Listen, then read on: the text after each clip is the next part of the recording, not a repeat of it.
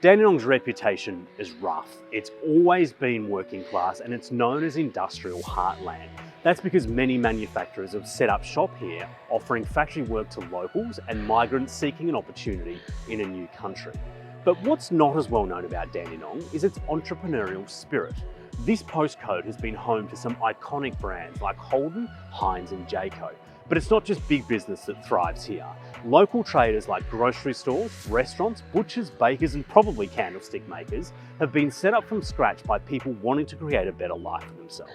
So I'm here in Dandenong to discover why its entrepreneurial spirit is so strong and meet the locals making a difference in their community.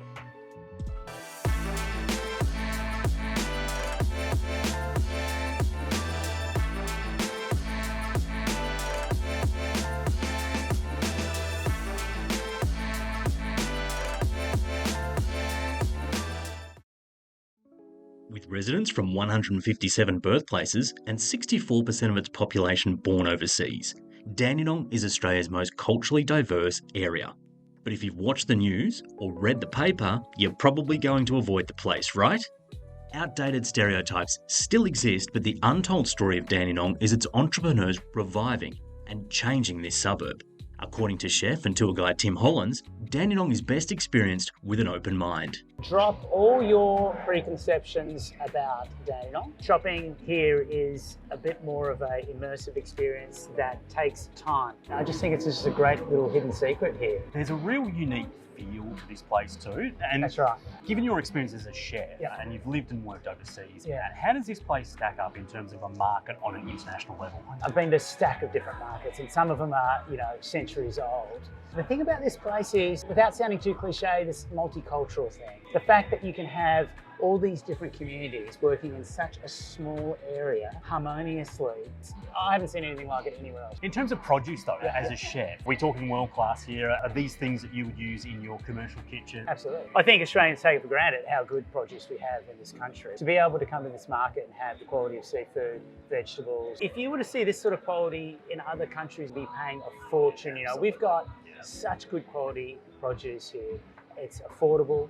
You've got lots of choice here. So in terms of being a tour guide, you're not just a chef, you're a tour guide here as well, and you have been for about 7 years. Right. How does it work? My favourite thing is just bringing people to Dandenong Market from suburbs that aren't known for being a multicultural place. And their eyes are like wide open going, I didn't even know this place existed. Everyone I bring here is open-minded and they come here and they're like, why haven't I been here before? There's so much to learn and discover. It does blow their minds away. You mentioned before Dandenong Market is a bit of a hidden secret. Do you think that is changing? Yeah, I reckon. Food does that. It is a people's market. I don't think it's as fragile as, say, other places that have become gentrified. It is getting discovered. And that's not a bad thing, because now I've got kimchi and quinoa and miso paste that wasn't available here before. Then that means I don't have to go somewhere else to find ingredients. Dandenong is a place where new Australians come to establish themselves, and once they're established, they might move on. Some communities that were here when I first started aren't here anymore. A new wave of people, and that's kind of Melbourne, that's Australia. What sort of tours are you running? As time's gone on,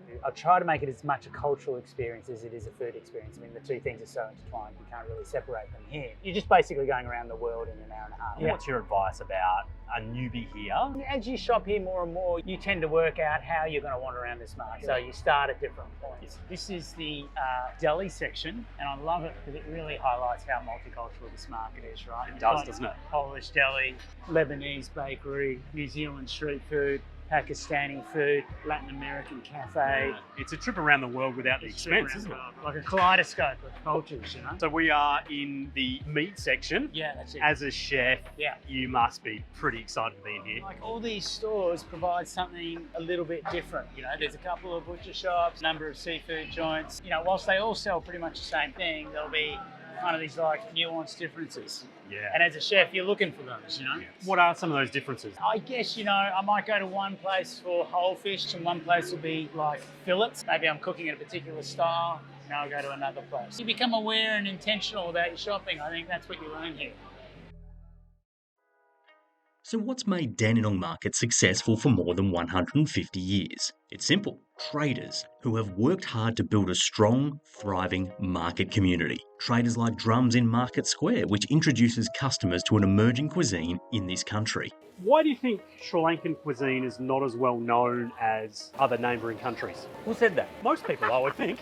Yeah, unlike the other neighboring countries, our population is very small. Trading capacity is much more smaller probably. Nowadays, Sri Lankans all over the world and they open up restaurants and things like that, and competitors came to MasterChef and they won. I think it's getting popular. And what do you love about being at Dandenong Market? Dandenong actually, like I would say, a multicultural hub. Yeah. You have everything, almost everything. And we buy 90% of our produce from the Dandenong Market. Does that mean you then change what's in your curries and in your dishes based on what's available? What's over there? available, yeah. That must be really exciting as a trader and as a chef to know that you're going to be working with something potentially different every day. Yeah.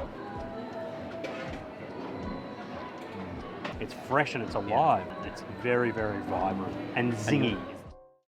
And then there's the intergenerational Vabis's family who own 3 businesses within this market. Sam's Spice and Grocer, Perfect Coffee and Peanut Market. So you've grown up your entire life in this place? Literally, I remember running around this place as a child. What's that experience like? Well, I suppose you could say it's special. You see all the changes over the years, you experience so much, you meet new people, and it's a generational thing for us, as in like my parents, my grandparents, myself, but then our customers are the same. My dad has customers that he remembers as little kids, and now they're grown adults with their own kids. So it's that real community element, isn't it?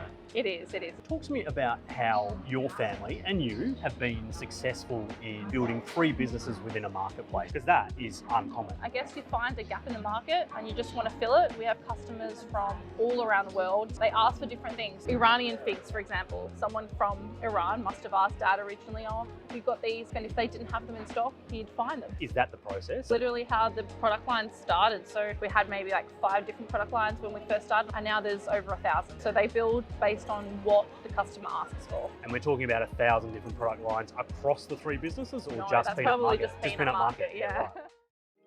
What about Quandi Fresh? You can't miss them as you enter from the northern car park. The vibrancy of the fruit and vegetables hits you and it makes you want to be healthy. What's selling really quickly right now? What do your customers want? Actually, customers looking for the seasonal fruits, navel oranges, mandarins. I would imagine it's a bit of work to get this operation up and running each day. What is a normal day like for you or your team members at Quandi? Honestly, it's really a tough job. The boys started it early in the morning at 3 o'clock, 3 p.m. till 4 or 4:30, sometimes 5 o'clock finish. We have to come and work because we have to serve the people, our customers. It's not just the fresh fruit and veggies that gets you. The rich, intense aroma of Abyssinian coffee land draws you into the bazaar for an organic Ethiopian brew. Talk me through the making of Ethiopian coffee. We use clay. We use in the gas. I just want to warm here because I already made it by the clay. Save it here. I make it and then I put it in here. I can warm it up and then serve. All right, let's try.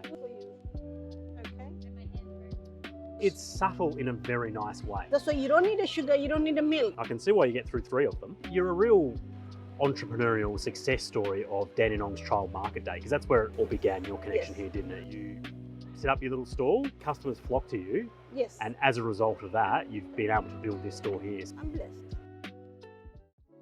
And a few hours away is Baharistan Belts. Craftsman, Atula or Sam knew I was coming and prepared an Afghan banquet in advance, and Alex, a friend and fellow trader, jumped in to translate as we shared lunch.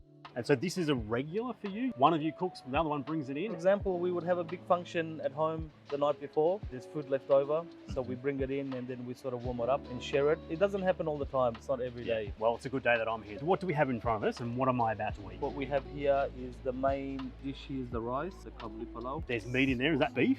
Lamb, that's beef kufta. Then we have the sabzi. Okay, let's try some. Samadi is a very good cook. He used to do weddings and functions. Yeah, wonderful. It looks sensational. Before, doesn't it? yeah, no more. What is Topping for the rice. Yeah, okay. Yeah, thank It's you, the my rice, friend. The carrot. Yeah, right. It's community vibe down here, hey? It is. Talk to me about life as a trader at Dandenong Market. I've been here for over 20 years. Wow. My father, he started this. He was only doing it weekends. When I came in to join him, I sort of made it full time. Doing this sort of thing, does this help sell belts? Not sure if it has helped out, but it keeps us united and happy and enjoying the meal And together. that is the main thing, Yes. right? Absolutely. You can't talk about entrepreneurialism or Dandenong without mentioning this guy. Over the last 50 years, Gerry Ryan has built Jayco, an RV manufacturer, from the ground up. Headquartered in Dandenong South and employing more than 1,000 staff members, Jayco has pumped out more than 275,000 caravans, motorhomes, camper vans and other products since 1975, and has used Jayco as a vehicle to diversify into and succeed in other industries. As is so often the case, Gerry's entrepreneurial journey began out of frustration and a desire to do better. Had the opportunity to work on a factory floor in Oakley, a company called Sunwagon. After 3 months they made me a foreman. I was only 20 at the time. A year later, at 22, I became production manager, running 100 people, building camper trailers. What was the trigger point for you to get into entrepreneurialism? I had the opportunity to go to the States with this company called Jayco, who was supplying components to Sunwagon, and 2.5 weeks looking at production methods and design. Came back 3 months later, two companies had merged. I was pushed to the side. What do the Americans know? So I got a bit frustrated, and I thought, well, why can't I do it? So I had a dream, had the passion, and what I needed to do was put a plan together. And so I knew manufacturing. I got to know a bit of sales by going out and visiting some dealerships. I'd have lunch with the purchasing manager, so I got to understand how purchasing worked, and the rest is history. I started with 60 employees who are very loyal, that came from Sunwagon, and in January of '75 we produced our first camper. What's your intel on how you make a business successful? Well, it's all about people. People that share the same passion, have the same vision as you do, then you have a strategy and then execute that strategy. It's producing something better, if it's a better product, better price or better service than what the competition is. And the one thing that has kept us alive for 50 years at Jayco is innovation. And you keep doing the same way or building the same product to get the same result. So you're always looking for something, an improvement in the product or the service. If Jayco had failed, like most businesses do, what do you think you would have gone on to do, and where do you think you'd be now? I would have tried something, another business, would have tried caravans again, or the building industry. So it's as simple as that? You wouldn't have taken failure as the ultimate setback and not try again? I've had lots of failures over the years. It's important to always have a roadmap, always have a parachute, an exit, planning and persistence. We're sitting in the product of your success here in a commercial caravan that's available for sale. When you reflect on that journey of 50 years, how does it make you feel? Well, I feel very proud, not just of the size that Jayco's grown to, and you look at the facilities, but it's the people in the buildings. And people, your greatest asset. I'm proud to see some of the people who've been with me 40 years that started on the floor and now got management roles. You must have made a difference, because you've obviously turned into a big colossal success, and you've made a difference in the Dandenong region as well, because you would employ a lot of people who live here who need their job in order to get a mortgage, to pay for the kids to go through school. So that's clearly the case, surely, for you, right? It is, and one of the reasons why we set up here in Dandenong is a lot of our suppliers and the supply chain is here, has been a great asset to us. How have you seen Dandenong change over the years?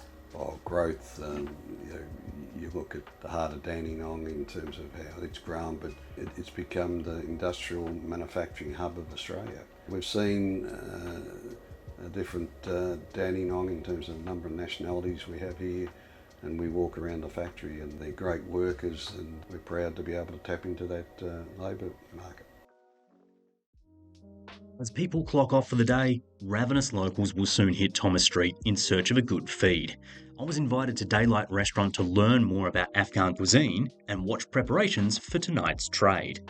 Barat Ali Batoor, my dinner guest, because I haven't eaten enough yet, translated what was happening in the kitchen and told me about this chef's life and career. So what are we cooking here? This is a chopan kebab. Chopan means a shepherd. This is a very famous kebab in Afghanistan. Is it associated with the shepherds over there? Is that where it started, or is that just a name for it? It might have some relation between, because like when shepherd goes to mountains with their animals, the easiest way to make something quick. Yeah, right. Well, how does the process with the hot coals work? The charcoal is like lit up all the time. So whenever there is on order, so they just bring the skewers and put it on charcoal and cook it. Off you go. Yeah. And how long does this cooking process take? 10 minutes, because it needs slow cooking in order for it to be properly cooked and tender. They have to keep turning this like so it doesn't burn. Can you talk to me about life as a chef? Just a bit over a year, like she has been in a kind of... wow, okay, that's not long. Yeah, not long. She used to be in a small restaurant, then after 2 months working there, and she came here. So she is originally from Iran, and she has gained her experience from Iran. Okay. She worked a bit in Iran as a chef, but mostly it is like home thing, like because she has a responsibility of family, and mostly women, they cook. How did you find a way to becoming a chef at this restaurant? So she tried to go shop to shop, but she wasn't successful. Her friend is the friend of the owner, and they recommended her to and connected her with them and said like these are good and professional people.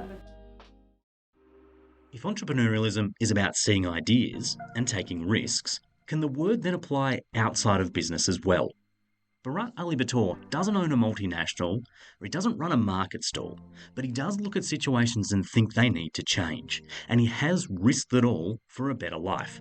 Barat became a refugee after photo documenting the dancing boys of Afghanistan, exposing the violation of young boys by powerful figures in that country. To this day, he still receives serious and regular death threats. A lot of time when I do things, I really don't consider or take seriously the consequences. I'm aware of like what it might take or cost me, what I'm doing. But if I don't do that, again, I will feel so guilty and like I'm just playing my own very little role to make some change. After 2 years of completing this story, it was picked up and published by the Washington Post. And it was then when it got really a lot of attention in the country and internationally, and put a lot of pressure on the government in Afghanistan. So that's how the threats started, and then I had to leave the country overnight. How did you get out? So what happened that I took a taxi from Kabul and I traveled to the border to Pakistan. From there, like the smugglers helped me to cross the border into Pakistan, and in Pakistan I went to Quetta. And at that time, Quetta was extremely unsafe for the Hazaras. Hazaras was getting killed almost every day by militants, and many people, smugglers, were operating in there as well to get people out of the country. I found a smuggler who managed to get me a Thai visa. So I flew to Thailand. From there, another smuggler helped me to cross the border into Malaysia. In Malaysia, I was handed over to another smuggler who organized our trip from there to Indonesia. We traveled by road and then boat. We traveled for 21 hours constantly, got onto the plane and flew to Jakarta. I called someone who was already there, a Hazara guy. I joined them in a room with 7 other people. So 3 of my roommates, they got a call from their smuggler that their boat trip is ready. One of them, they offered me to join them, and he would speak with the smuggler to make a space for me. It's like when smugglers call people that their trip is ready, they lock them up and their man strip search everyone for electronic devices, mobile phones and things. So I had my DSLR camera and video camera. I wanted to get that with me. I declined the offer, but after 3 days, we heard that a distress boat sank en route to Christmas Island. And soon we found out that 3 of my roommates, they were on that one, and 2 of them died and 1 survived. So around 150 people, I think, died. After those people left, new people joined. And when I met the smuggler, I said, like, I have a condition to go with you. We are 7 people. We would go with you only if you allow me to take my cameras with you. He didn't want to miss the business because each of us were paying 6,000 American dollars. We got onto the boat in the middle of the night. He promised that it would be a cargo ship or something like that. very good condition and things. Yeah. But when we boarded, the next day we found out it was an old fishing boat. Right. And 93 of us were on the boat. There was no food, some water, some life jackets, and no satellite phone. The second night, our boat leaked. One of the pumps stopped working. The water got really rough. Captain told us, like, if we keep going further, everyone will die. If we turn back, maybe we will survive. So we turned back around 7 to 8 hours, like we sighted an island. Our boat crashed onto the rocks. I drowned into water. We rushed into the jungle, tried to escape so not to get caught by Indonesian police. And the nearest village would take us 3 days to get there. And we have no food, no water. So we decided to stay on the beach that night. And the next day there was from nearby tourist resort. Like they informed the Indonesian authorities. So they came and arrested us and took us to a detention center. The following night, I escaped from there and went to Jakarta. When you arrived in Australia, what happened for you when you landed here? Second time I was resettled through UNHCR's humanitarian program to Australia. And when I landed here, so already there was a documentary about my journey on SBS, and my photos were published on the Global Mail. Within 3 or 4 months, I won 2 Walkley Awards. I had an exhibition in Sydney, and then I was invited to speak at TEDx in Sydney. I knew that the biggest community of the Hazaras are in Southeast and around Dandenong, so I wanted to be here, closer to my community. This is really kind of the hub. Yeah. Do you know what life is like for the traders out there on Thomas Street? A lot of these people who established businesses around this street, most of them, they came with zero English, no experience and knowledge of the system, how the system works here. And they have started working in as laborers and in factories, and they have then established all these businesses. So this used to be a deserted street 20 years ago. Now it is open until 12 a.m. I mean, midnight. So it's very busy, and they do a lot of long shifts. They open very early and they close very late. And life for the business owners are also so it's tough. Most of these people, they have different families to support. I mean, their own families here, and they might have extended families in Afghanistan or Pakistan. How is your community banding together to look after each other? Our community is very close together, and they provide a lot of opportunities for people who are newly arriving here, like job opportunities, and newly people who do not know the language, like accountants, lawyers, conveyancers, all the Hazaras here. So they speak the language. It's so easy for them to access services here. And do you think within your community there's a natural entrepreneurial streak? Yeah, I think that entrepreneurship is within our kind of genes. So they kind of tried different trades to start and take risk and expand and establish their businesses. They have very entrepreneurship mindset to go and make something and do something. Where do you think in the foreseeable future Dandenong will go? Thomas Street, we call it Little Bamiyan now, is an example how this deserted street was established and now has become an economical hub. In Dandenong Market, there was one newly stall by a Hazara person, but now if you go, probably 30 to 40% of the stalls belong to the Hazaras. So that is how it is rapidly changing. This is a very beautiful city and very multicultural. So you will see people from different backgrounds, all different traditions and cultural festivals and activities around here. It's very promising. You've heard certain things about Dandenong before, but I don't think you've been told about its entrepreneurial spirit. That spirit is alive everywhere. From local traders spruiking and selling their produce at Dandenong Market, chefs, butchers and bakers on Thomas Street, in the brightly coloured shop fronts of Little India that house restaurants, spice suppliers and sari makers, to the large-scale manufacturing sites of Dandenong South. It's all entrepreneurialism. So while others choose to tear this place down, humble, generous and passionate locals are working hard to build this community up. And they're winning.